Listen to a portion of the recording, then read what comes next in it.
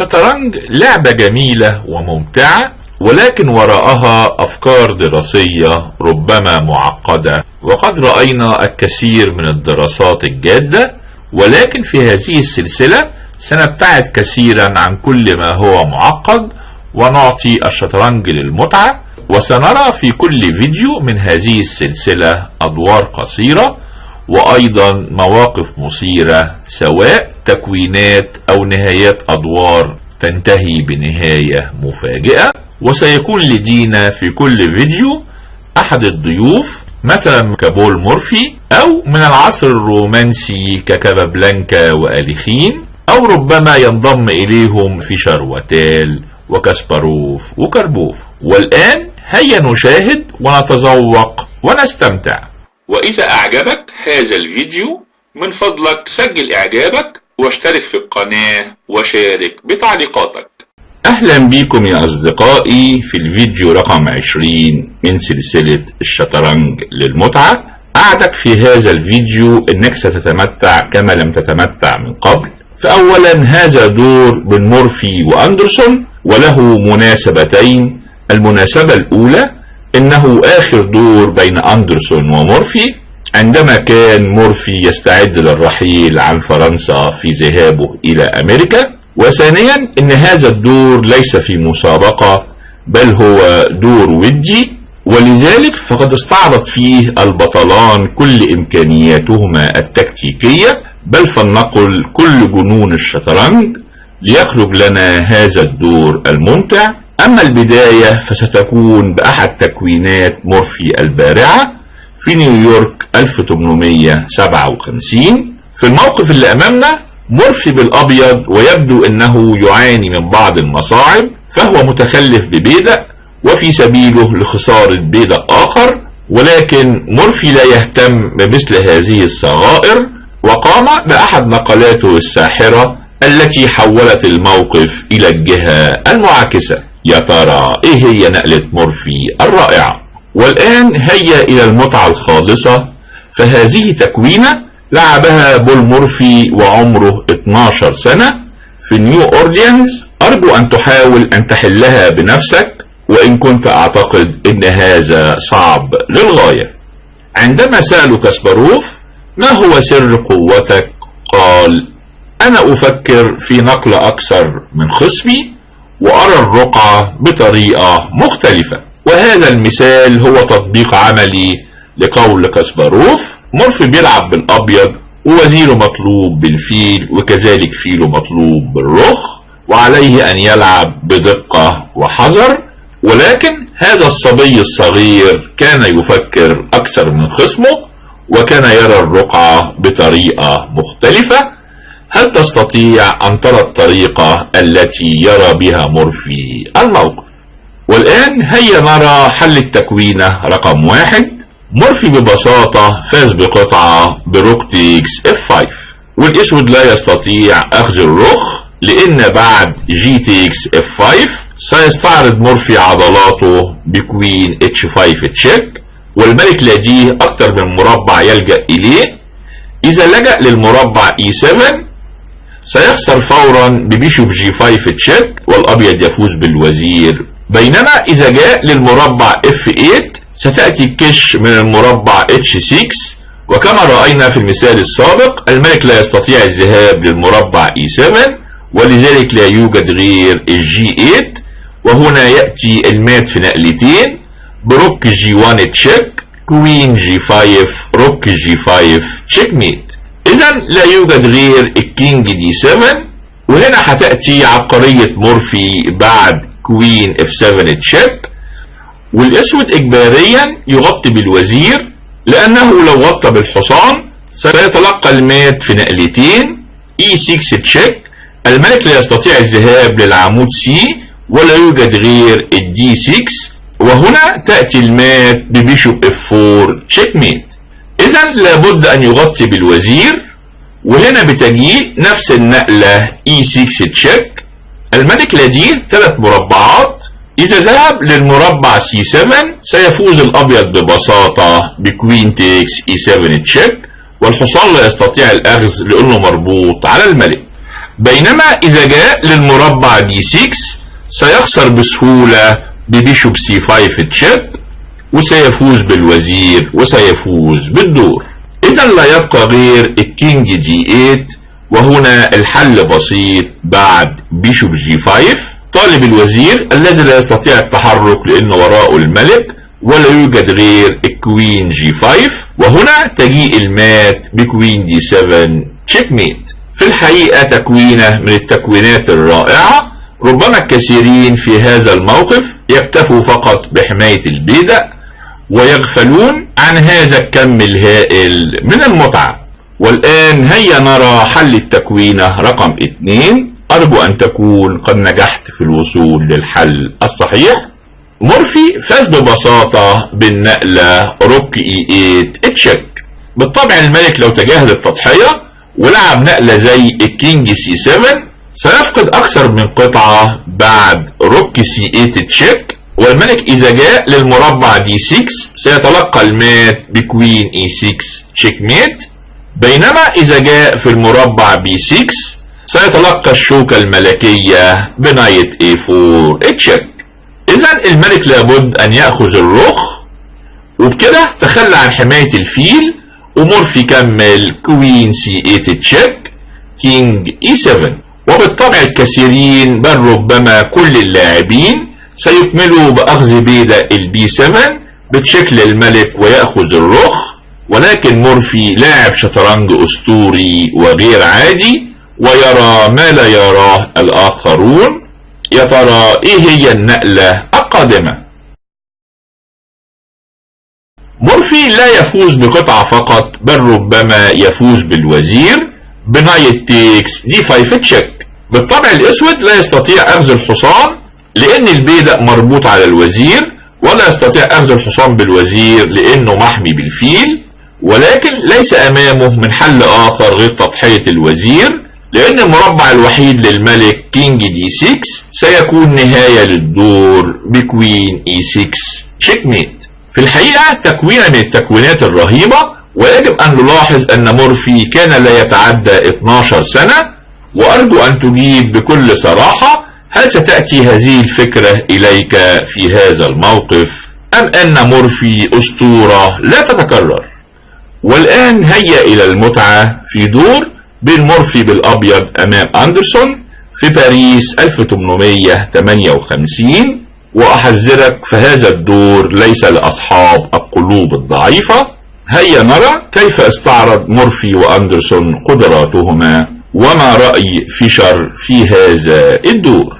الدور ده بيلعب بصفة ودية بين مورفي وأندرسون، وكان مورفي في شدة التعب بعد جولة استمرت 2 في أرجاء أوروبا يفوز على كل أبطالها. وتصادف وجود أندرسون في باريس، فجلس في أحد المقاهي، وكان هذا الدور الخالد أو ربما هذا الدور المجنون. وبالطبع في الأدوار الودية يمكنك أن تلعب ما شئت، أو ربما تضحي بأكثر من قطعة لكي تجرب عمليا تأثيرها على الرقعة. على أي حال مورفي بدأ بE4 وأندرسون رد E5 F4 جنبية الملك E takes F4 جنبية الملك المقبول، والاسود بيهدد بكوين H4 تشيك نايت F3 بيعبأ قطعة وبيمنع الكش. وهنا عادة الاسود بيهتم بالتعبئة وبيترك البيدق في سبيل عدم احتلال الابيض الوسط بنقلة زي الدي 4. ولكن بما ان الدور ودي، فأندرسون اختار احد التفريعات الخطيرة ولعب جي 5 بيحمي البيدق وبيهدد بجي 4 طالب الحصان. وعادة الابيض بيلعب النقلة الدفاعية H3 لمنع هذه النقلة القوية، ولكن مورفي ايضا انتابه الجنون وكمل ب H4 ربما يدفعه دفعا الى لعب النقلة جي 4 طالب الحصان نايت E5 نايت F6. وبكده دخلنا فيما يسمى جنبيت كزيرسكي، وهو لا يلعبه غير المغامرون. على اي حال مورفي كمل نايت تيكس جي 4، وايضا اندرسون فاز ببيدق الاي 4، ومورفي كمل ببساطة دي 3 طالب الحصان وفي نفس الوقت طالب بيدا الاف 4، لكن اندرسون كمل نايت جي 3. طالب الرخ التي اصبحت في ورطة، فهي لا تستطيع ترك العمود، وإلا أندرسون ياخد البيدق ويصوب على الملك ودور الأبيض أصبح مستحيل، ولذلك ربما يلعب روك اتش 2 أو روك اتش 3. لكن مورفي كان في أقصى حالات الجنون وكمل بيشوب تيكس اف 4. طالب الحصان ويدفعه دفعا إلى أخذ الرخ، ودلوقتي الأسود أصبح خطير للغاية، فبيهدد بالأخذ على المربع اتش 4 بتشيك، والملك الأبيض في خطورة بالغة. لكن مورفي لم يدافع عن البيدق وكمل بكوين اي 2 تشيك، وهنا الأسود يستطيع التغطية إما بالوزير أو بالفيل. إذا غطى بالفيل هيتلقى المات في نقلتين بنايت اف 6 تشيك، كينج اف 8، وهنا بيشوب اتش 6 تشيك ميت. ولذلك أندرسون غطى بالوزير، ويبدو ان طرفين في سبيلهما الى تكسير الوزيرين، ولكن مورفي كان له رأي اخر وكمل بنايت اف 6 تشيك، كينج دي 8، وهنا جاءت المفاجأة ببيشوب تيك سي 7 تشيك، والملك لا يستطيع غير الاخذ، وهنا بتجي الشوكة الملكية بنايت دي 5 تشيك، كينج دي 8، نايت تيكس اي 7، بيشوب تيكس اي 7. مورفي استطاع ان يعوض تأخره المادي، واصبح وزير وبيدق امام 3 قطع، ويبدو ان مورفي في طريقه للفوز، فالحصان حبيس في ركن الرقعة ولا بد ان يسقط. ولكن فيشر بعد اكثر من 100 سنة جاء بهذا الموقف وحلله تحليلا مفصلا ودقيقا، بل وضعه في كتابه الشهير 60 دور لا تنسى، وأثبت بكل الطرق بأن الأسود في طريقه للفوز، وأن لديه موقف فائز. ولكن على أي حال أندرسون لم يكن في عصر فيشر، بل لم يسمع عنه مطلقا. على أي حال مورفي بدأ رحلته في اصطياد الحصان بكوين جي 4، طالب كوين جي 3 ويفوز بالحصان، وأندرسون دافع بدي 6، طالب الوزير وبيمنعه من الفوز بالحصان، ومورفي كمل كوين اف 4 بيصوب على بيدق الاف 7، لكن طالب كوين اتش 2 ويفوز بالحصان، واندرسون ترك البيدق وكمل ببساطة روك جي 8 وبيأمن مربع جي 3 بخروج الحصان، لكن مورفي لا يهتم وكمل بكوين اف 7 طالب الرخ. وهنا يجب ان نلاحظ لماذا سموا هذا الدور بجنون الشطرنج، فإن أسطورتين من أساطير الشطرنج حتى الآن لم يستكمل التعبئة، وقطعهم ما زالت في أماكنها الابتدائية، ومورفي يهاجم بالوزير فقط. على أي حال هنا أندرسون كمل بيشوب تيكس اتش 4 تشيك، والنقلة دي بعد التحليل المفصل كانت السبب في خسارة أندرسون، لأن هذا الموقف خضع أيضا للتحليل المفصل اللي وجد ان افضل نقلة للاسود وتؤمن له الفوز هي روك اف 8 طالب الوزير، وكذلك طالب بيشوب تيكس اتش 4 تشيك، وافضل نقلة للابيض هي كوين اتش 7، وهنا الاسود يستطيع ببساطة لعب نايت جي 3 وبينجو بالحصان، بل وبيهدد باخذ الفيل ويفوز الاسود.